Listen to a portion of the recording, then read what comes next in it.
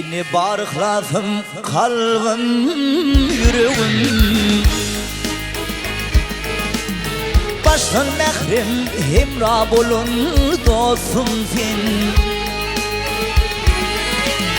Sen bilin asarlar sayım çürüğüm. Aşkınım yad eyle gülün dostum sen.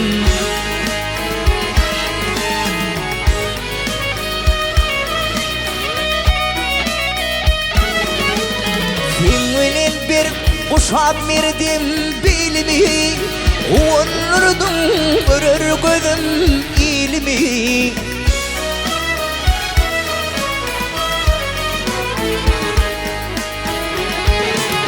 Vaktin akşırdım aydın yolumu, gül gibi şoğlusun falan dostum sen.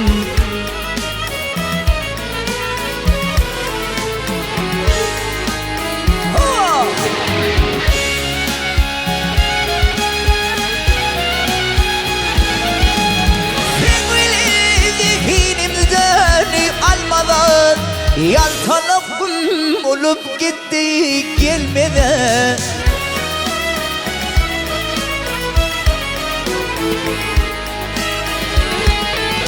Vaktim bilen nur şayatay hem yılmada, her işte himayet kılan dostum sen.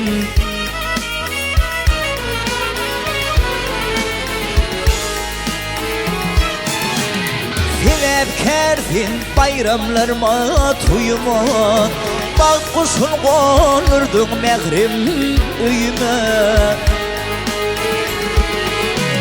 Dostumuz midimiz ömrüm boyuna, halal zahmet adın alan dostum sen.